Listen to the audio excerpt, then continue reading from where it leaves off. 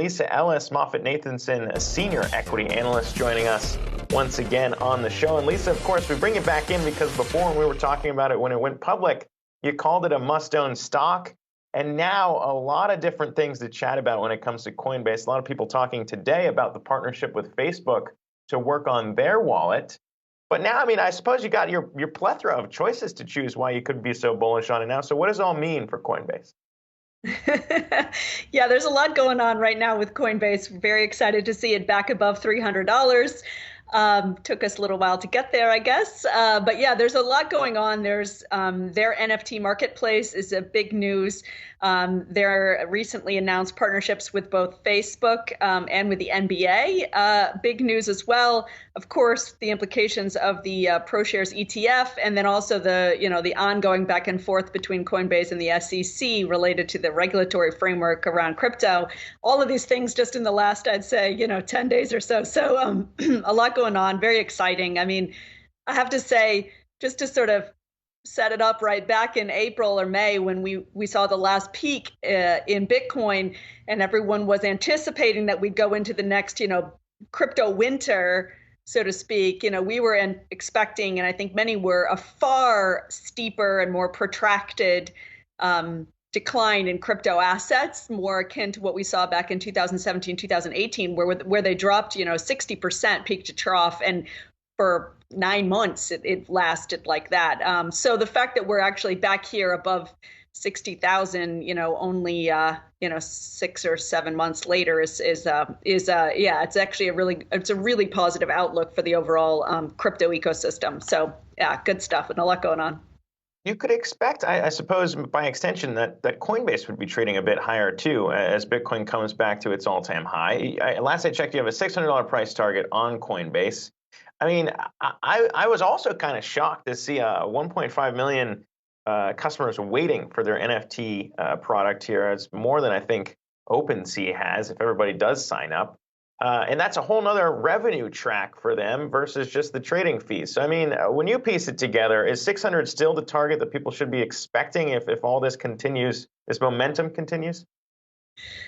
Yeah, we're sticking with our $600 price target. That's a revenue multiple based off of 2023 revenues. And if anything, honestly, since we set that target back in April at the IPO, they've only beat the numbers since then, honestly. The market is still trying to figure out, I'd say, how to handle Coinbase because of the volatility in the business that's so linked to the volatility in the underlying crypto assets. The market doesn't quite know how to handle that. But certainly if you're a longer term investor, if you can hold something for 2 to 3 or more years, this is a absolute no-brainer in our view. And the NFT marketplace is a good example of that. Our forecasts for Coinbase are only currently based off of the existing base brokerage and exchange business.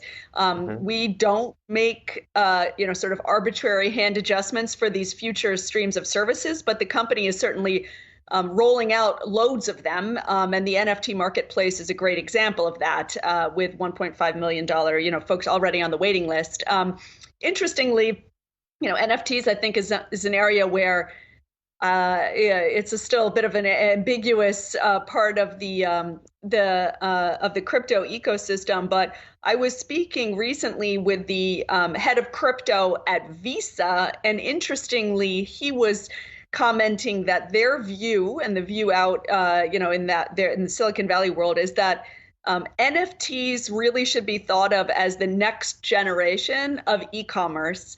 That NFTs will enable digital-based commerce of, intangible goods, much in the same way that e-commerce unleashed, the flow of physical goods in a very new way, that they really think of it as very similar to that in terms of unlocking economic growth at a whole nother level. So very exciting to see Coinbase rolling out their NFT marketplace. Yeah, as we've highlighted on the show too, we've seen the NFT technology move beyond just digital art now into a lot of different space, whether it be tickets or fashion even, as we've spotlighted. But I guess, let me throw a different question at you here, because some people watching this might say, well, if all the enthusiasm's here around the Bitcoin ETF, people can go out and buy that.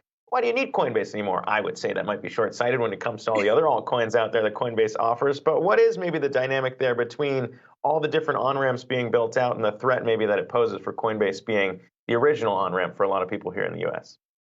It's a very legitimate question. How ETFs will affect Coinbase and the direct purchasing of crypto assets is still a little bit TBD.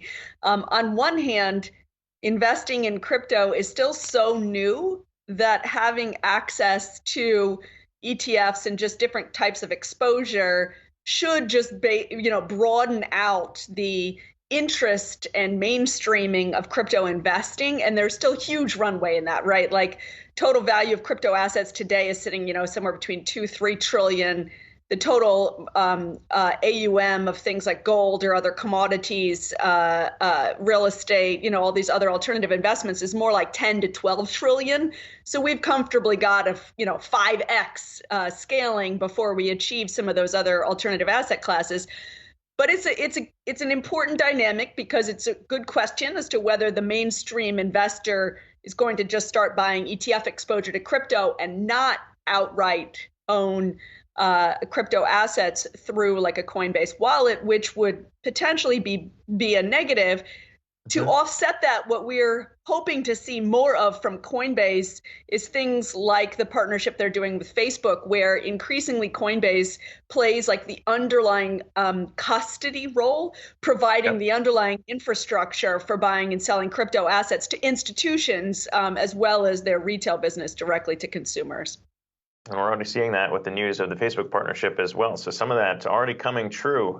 We'll see how it all moves forward. Exciting times. Lisa Ellis, Moffett Nathanson, Senior Equity Analyst. Appreciate you coming back on. Keep us posted if that price target does change, move a little bit higher.